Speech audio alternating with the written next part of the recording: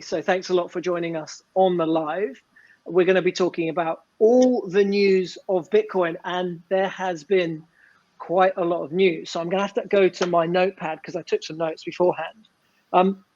So many countries are now legalizing or on the verge of legalizing Bitcoin and cryptocurrencies.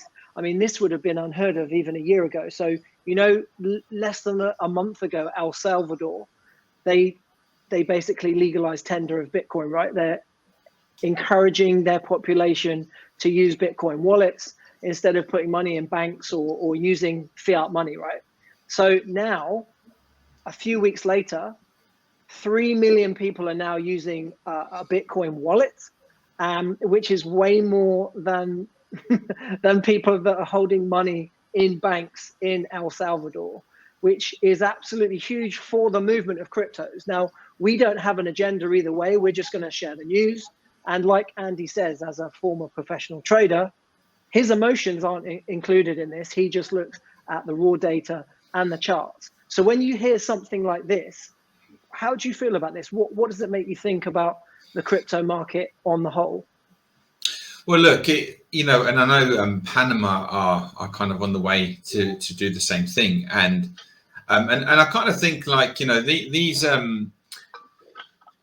I guess these countries are starting the movement. They've got a lot to gain from this working, with their own currencies situations. But for me, it's kind of like a test pilot, but it's a big sign as to where crypto is going to go. Now we've believed this for a long time now, that where we think Bitcoin is going and where we think crypto is going. But I guess it kind of when you see like real world situations where they're now using it to go and get a coffee, to go and buy your groceries, and you're paying with Bitcoin, it's huge. I mean, it's huge.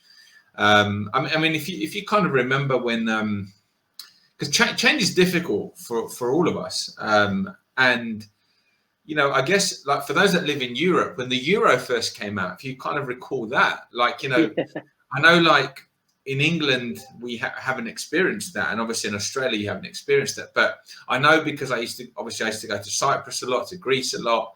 And we had the drachma and the Cypriot pound, and then the euro came in. It was like, what is this? Like, how can we pay with euros? And it's like weird, right? You're not used to it. And now it's just, that's what you do. You pay with euros, right? And I feel like that's the path that we've just started with Bitcoin in a way. Like it's not here. It's not in our own country. We're not using it right now. Well, you can use it, but not like in the way El Salvador is using it.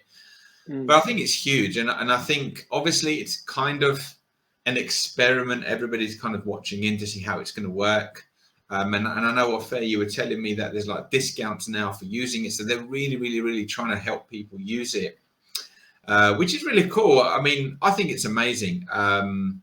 It's great to see it progress in this way, and it really adds to the layer of legitimacy, of crypto in general, and also of Bitcoin in particular. And with all the tokenomics and all the technicals and all the other thing, there's only one outcome that I can kind of foresee for Bitcoin, which is a price a lot higher than where we are today in the future. And of course, like as nothing moves in a straight line, but for me as a long-term investment, it makes absolute sense.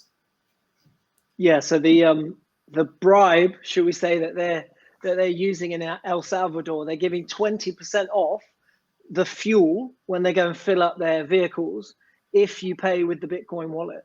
So they're really trying to incentivize people as much as possible, just for everything, like literally paying for coffees, like you said, paying for sending money, receiving money, even just things like that is day-to-day life now, which is huge. And I guess if you were running a country, that's the way that you would do it, right? You would try and incentivize.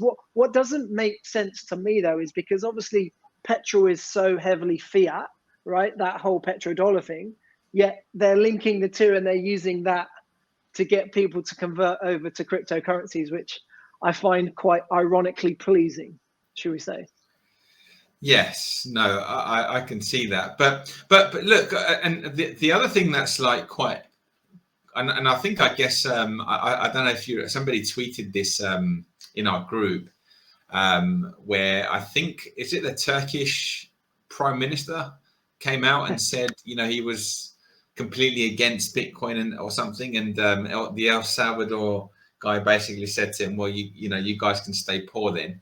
And obviously tongue in cheek, but I guess like what's also an interesting angle about all of this is that, obviously El Salvador is not it's not an affluent part of the world in terms of its people, and kind of imagine getting paid in Bitcoin.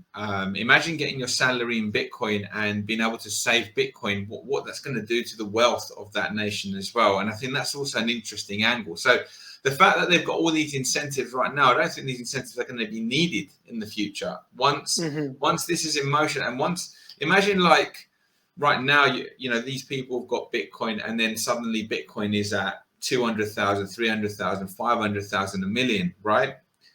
Well, they're becoming wealthier, and I think that's, it's who knows, like the redistribution of wealth in the world. These countries are onboarding this first, then it's going to be interesting to see what happens.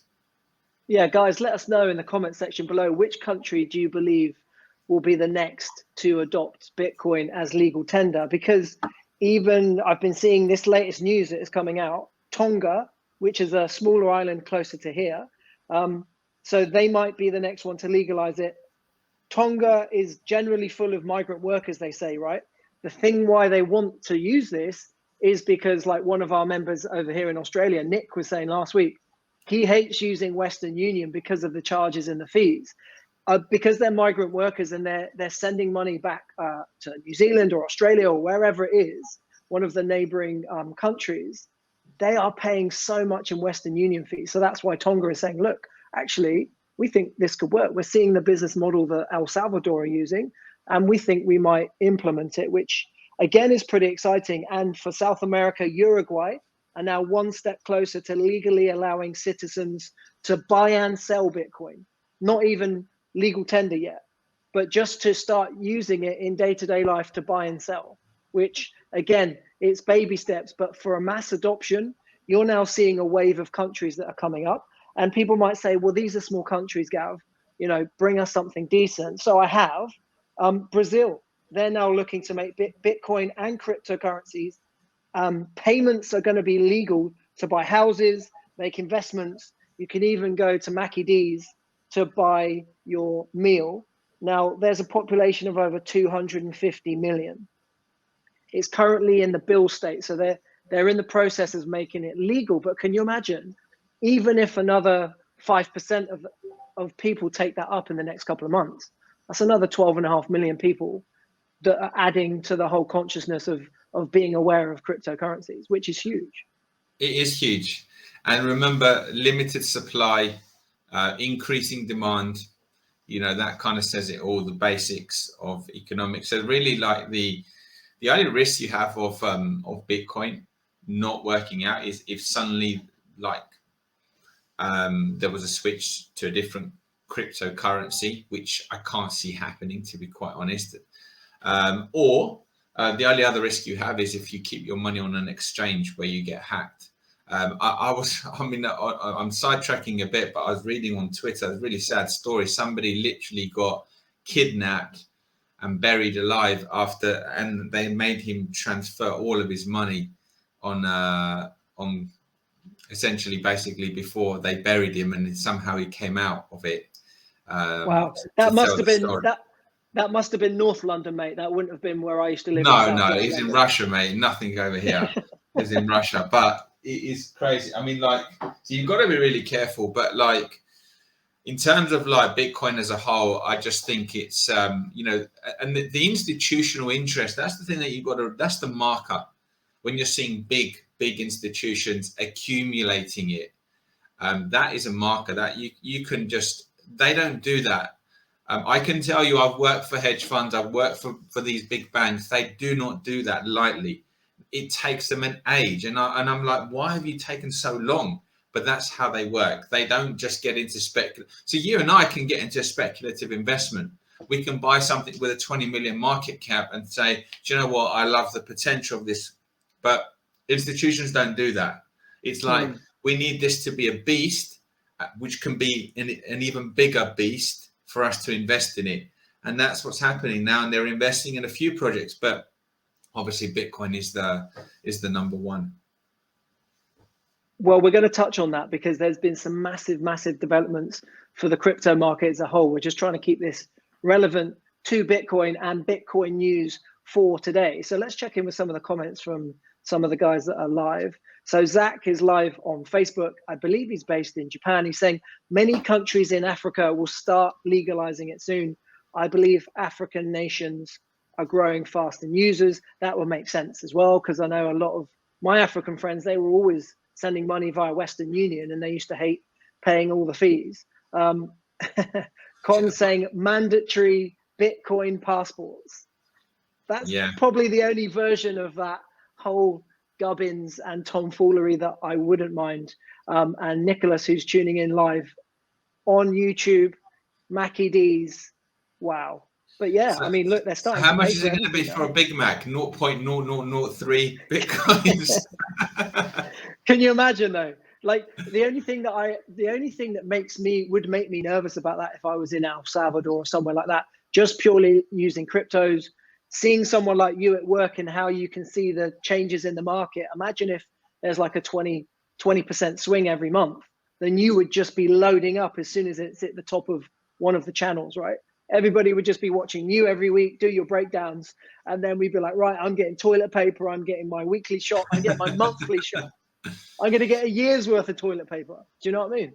Yeah. And this is what I was saying a few weeks ago. This is the bit that these were always the doubts because of the huge volatility. But one thing that I will say, like anything, once something becomes mainstream, you're not going to get this volatility in the future. And I guess that's where other nations that are a bit more stable already might start looking at that as a potential way of payment, as an alternative, let's say, to fiat. But I think that's where we need to get to. It's like like anything, it takes time.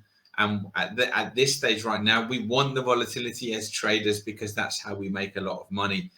As I've said a few times, people have always asked me, what should I get into? Should I get into FX? Should I get into cryptos? Cryptos right now will give you the biggest return on risk. That's the reality. Like the kind of moves that you get for the risk that you take, you just don't get that anywhere else. Why? Because it's not mainstream. And that's why it's like, imagine if something's like $10 and it should be $1,000, right? So that you get crazy movements, 20% up, 30%, 50%. You get them because they're not where they need to be. When they're mainstream, they're higher price, but you're never going to see these moves again. So yeah, that's a really good point. And it's like the analogy. It's like growing up, especially when I was living in London, the January sales, everybody does a stampede to go to their favorite stores to get 60, 70, 80% off, right? That's what it's like for us. Anybody that's involved in cryptos and you have a pullback or a retracement to one of the cryptos that you believe in, it's like the January sales every day. Imagine if everyone in the world or everyone in your country started doing January sales every day, the amount of volatility that would increase. That's just crazy. But that's what it is. Yeah. Yeah, that's what's happening. And just for the record, this is official. Nicholas is the official spokesperson for the world of Mackie D's. It's how many zeros? 0.1 Bitcoin for a Big Mac meal. So that's official, just in case you were looking. If we've got any viewers in El Salvador and they're looking to go out now and they're feeling a bit peckish, then add delivery to that, mate. You might need a 5 at the end of that. It would cost, if it was Uber Eats, it would cost more for the delivery than the bloody burger. I know, they're cheeky buggers, aren't they?